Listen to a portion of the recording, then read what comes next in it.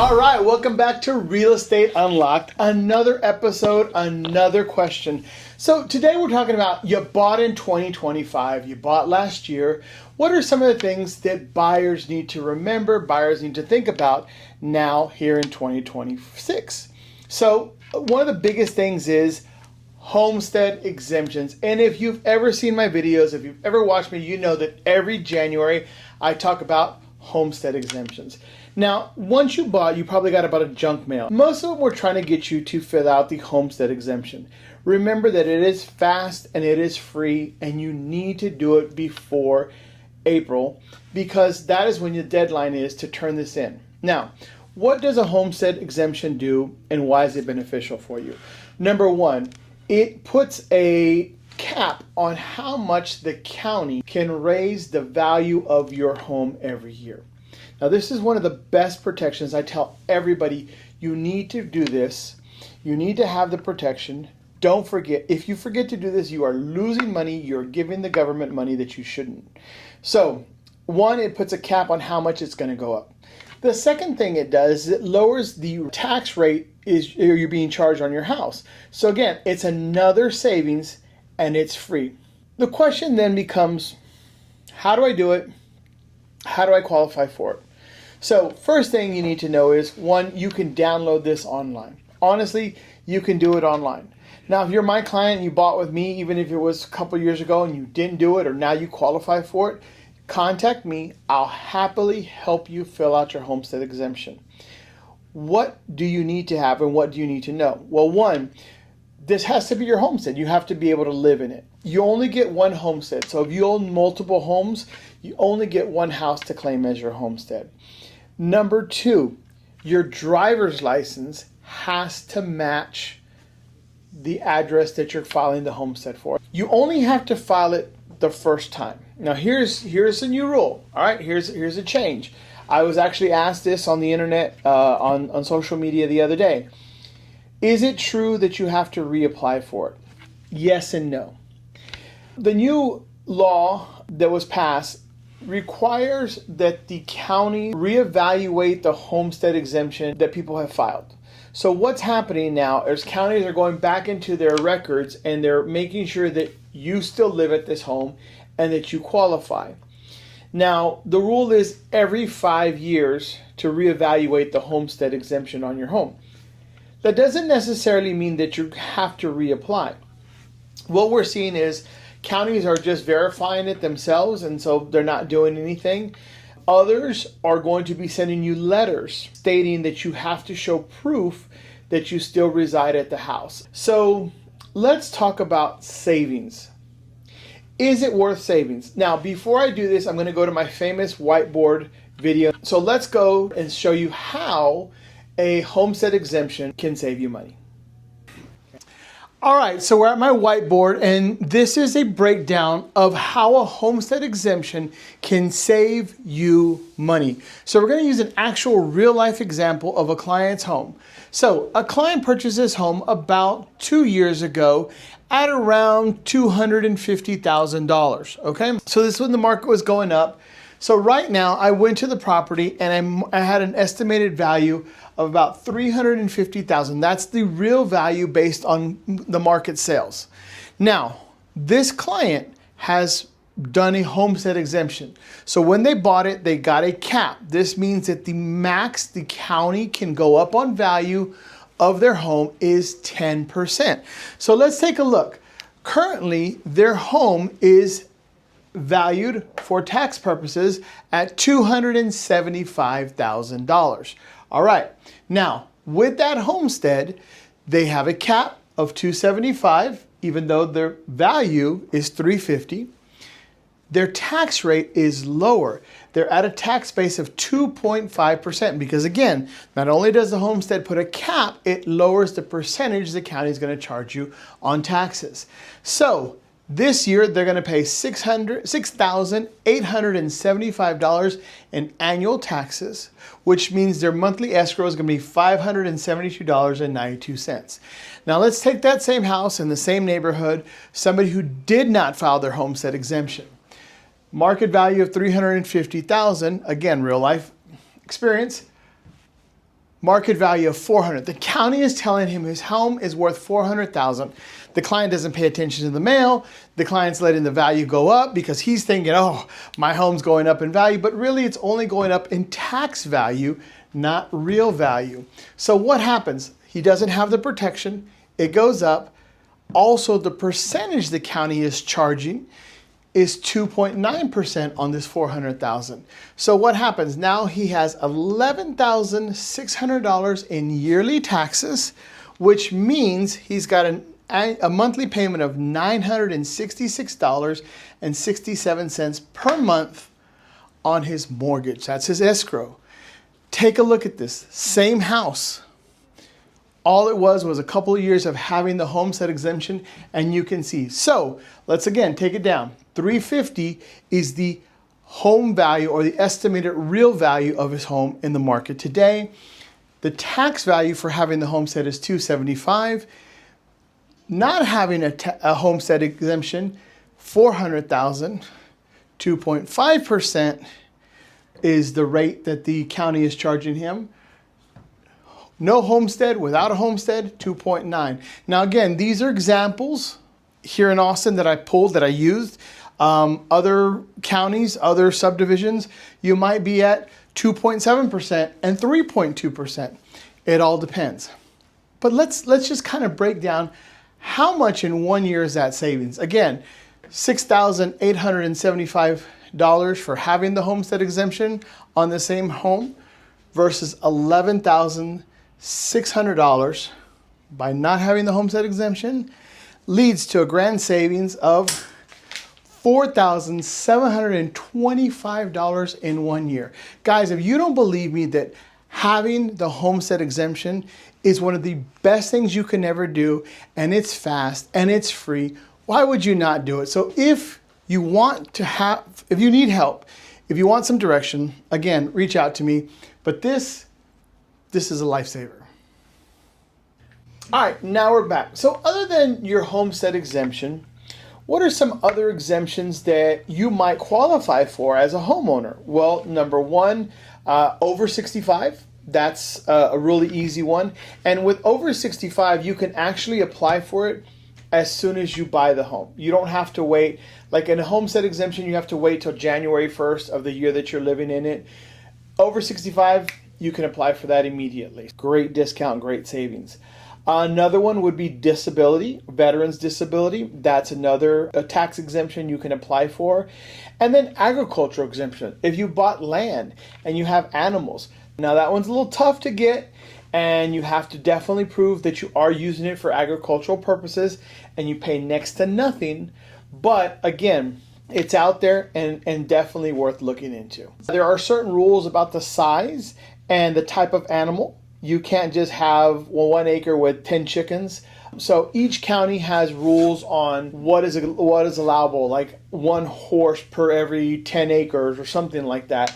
And that's, again, something you work with the county. And I've got a couple people that are actually reapplying for their ag exemption, and the counties have been very helpful on what works and what doesn't work. Going back, you bought a house 2025. Now March comes around and you get a nice letter from the county. And it says, this is not a bill. This is the estimated value of your home. Now here's what I tell most people who just bought a home. You have a settlement statement. You have a HUD-1, a CD, what's called, where it shows you how much you just paid for that house. If you just bought it and the estimated value of your home is higher than what you just paid for it, that piece of paper is going to help you to protest your taxes, because the county is looking at what the value was in January 1.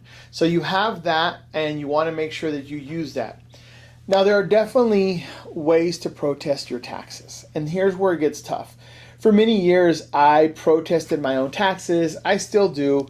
Now, most counties do everything online. Everything's electronic. So for the first time, I think in many years, I started recommending using these companies like ProTax and all these other tax companies. If you really feel that you are being overtaxed, I would strongly suggest you hire a professional. Just like you would hire a mechanic, you would hire a realtor, hire a professional to contest your taxes, because you are losing thousands of dollars. And if they save you $2,000 and charge you $200, it's well worth it, right? So I think look at this letter. Look at what they value it. And remember, every year, every March, they're going to send you the letter. And if you don't pay attention and you just open it and throw it away because it says this is not a bill. And I've seen clients do this. I've seen clients open this letter and it's like, oh, it's not a bill. They throw it away. Your tax bill, your tax appraised value absolutely means nothing when it comes to your real value. So for tax purposes, we want to be low, right? And again, they give you the right to protest it. Now you can appeal it and you can go in front of the county. But I'm going to tell you, in my experience, it has been tougher and tougher to fight the county. It's been tougher to fight even the appraisal. Even when I get on the protest forms, knowing how to fight or using a company that does this for you, for the most part, our tax bills are correct. But again, if you're not paying attention, this is part of being a homeowner. This is one of those things where the emotion kind of is sets aside and now reality comes in. You've got to protect yourself. So I think paying attention to March when your tax bill comes, protesting it, and showing evidence is why you think the value is what it is important. A couple other things that I think that you need to be aware of when you just bought a home last year, your warranties. A lot of times, if you bought a brand new home, you have that 1-year warranty. Sometimes it's a 2-year warranty, but also your appliances have warranties. Make sure that you're registered. If you register with GE or Maytag or whoever, they actually extend that warranty another year, and that's a free service to you. So go back and look at your warranties on your appliances and see if you can extend it for free. Yeah, so that's something we've started doing a lot of recommending is we get a home inspector when you first buy the house, and then on month 11, getting a home re-inspected, especially on new homes, because they offer that warranty, and the inspector is going to find things that you might not see, like up in the attic. And I tell people, especially if you have a new home, don't feel bad making a claim. Don't feel bad calling your warranty company and asking for everything under the sun. You paid a lot of money for this house. You want it right. And this is your last chance to make a claim and get everything fixed. When you're talking about new homes, typically it's kind of a bumper to bumper the first year. The second year, you are looking at things like electrical, plumbing, HVAC. Those are typically covered, and every builder is different. So whatever I said, those 3 things, you might have a builder that only gave you the 1-year warranty and not the 2-year warranty. Now, 1-year warranty, I say bumper to bumper, but again, if you broke a window because you were playing around, that's not covered. You didn't change your AC filter and the AC broke, that's not covered. It's the warranty is for items that have manufacturer defects. A lot of times we see like doors and minor electrical issues, stuff like that. But things you broke or things because of not taking care of them, those the builder's not going to warranty. Correct. Try to find as many things as you can before your warranty ends. Mm-hmm.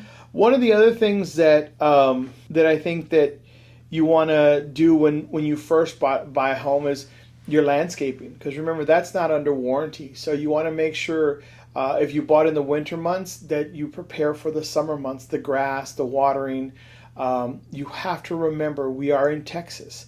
We will go through droughts. There will be shifts in the clay soil. So you want to think about, the landscaping, the watering, gutters, things like that. Also interesting, if you probably don't need to do it if you just bought a house, but maybe you bought a resale. You want to start looking into your appliances, your HVAC, the years, start saving up some money because these things do go out. So Home Show Warranty, a third-party warranty company that will come in and will warranty certain things on the house. If they break, you pay a deductible, they'll fix it. I want to be very clear here. They are not the end-all, be-all. They're not always, oh yeah, I got a whole warranty. You've got to read the fine print. Sometimes they make you to pay for certain things that aren't covered under the warranty. But again, for $600 for 1 year, it gives you a little bit of peace of mind. AC breaks, they'll typically come and repair it, and all you have to do is pay the deductible, $100 or $150, depending on which warranty you get. If the entire system has to be replaced, again, it's covered. but you have to read the fine print, because if the system is older and there's certain parts that have to be upgraded per code, you might have to come out of pocket for those things. But again, some coverage is better than no coverage. The other thing I think that first-year homeowners need to be prepared for is taxes and insurance. So let's talk again about new homes, because 70% of the homes being sold right now are brand new homes. Now, I think most builders lenders are smart and are forthright, but I have seen some where they're escrowing, in other words, collecting taxes monthly along with their monthly payment and putting it in an escrow account. That way at the end of the year, your bank pays your taxes. But some lenders, to get you qualified, will qualify you on a very low tax rate based on the dirt, because the house isn't built yet. So instead of collecting $400 or $500 a month on taxes, they're collecting $100. And that's nice for you because your monthly payment is really low. But then when the real bill comes, it's higher and then you have a big deficit. So I think that's something you need to also be prepared for. Make sure that you're escrowing for enough money for taxes and insurance. That way you're not left with a huge deficit. And that's another thing, the deficit, it happens. It happens every year. I don't care who you are. Taxes typically go up. Now this year I've seen them go down a lot. A lot of people are really happy because their taxes have gone down. But then guess what? Insurance went up this year. Insurance is a crazy thing that's hitting a lot of people. But you have to be prepared, because those two things are not fixed. Taxes and insurance will adjust. And so you have to have some money put away for when this happens. As agents, we need to really know these rules, know these laws, and step in, because it's more than just selling a house and being like, okay, I'm done, I got paid, I got my commission. And that's the difference between long-term perspective and long-term relationships that I try to build versus the short terms. These things take time. Unfortunately, we don't get paid for them, but we're helping our clients and we're educating our clients. And that's why I feel that so many times it's so important to watch these videos, to follow knowledge brokers, because we're trying to tell you what you need to know before it actually happens. Right. If you bought a home in 2025, for the most part, everything's going to run smoothly. The biggest thing you need to be aware of, again, is, did you file the Homestead Exemption? Are you going to contest your property taxes, right? And if you have a warranty, did you do everything possible to get to maximize that warranty and make sure that everything in your house is working right? Other than that, like I said, everything runs pretty smoothly. It's different than being a renter. There's a little bit more work involved. There's a little bit more responsibility. But the nice thing is it's your home. And when you call me in a couple of years and you're like, hey, guess what? I need a bigger home. Now you can sell and hopefully make a profit on this, right? Versus if you're in a rental property and they decide to sell, you got to move. The rent goes up, too bad. Home ownership definitely has its pros and cons, but what we're trying to do in this video is try to prepare buyers who have bought for things that they can expect in the coming year, their first year of home ownership. It's a new experience, and that's why having an agent and a team to rely on when you have questions, when you get a letter in the mail. I have a lady who, literally, it's 10 years ago I sold her the house, and to this day she still texts me a picture of the junk mail. And she says, is this real or is this not? I'm like, no, that's not real. I've offered that to every single one of my clients, that I'm going to be there when you need me. I'm going to help you out, and I'm going to respond to you. Two people should watch this video. Anybody who purchased a house in 2025 and anybody who wants to purchase a house in 2026 to know what they're going to get into. So I think, again, this works for everybody. Even if you've owned it, like I said, the lady who bought it 10 years ago, I hope she watches it and she gets something out of it. People who couldn't get a homestead exemption when they bought the house, maybe because their status here wasn't at the point where it needed to be. Let's get you filed now on that homestead exemption that you weren't able to 5 years ago. So I think this video goes for everybody. Okay.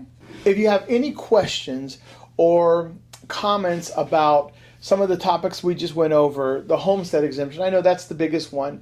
If you qualify, if you don't qualify, let me know. On tax protests, on your values. Unfortunately, there's a lot of information we have to have for a tax protest, and we can't protest your taxes for you, but I can definitely give you some guidance on how to do it and if it's worth it. So reach out to me. I'm here. Send us a message, like and subscribe, and we'll see you on the next one.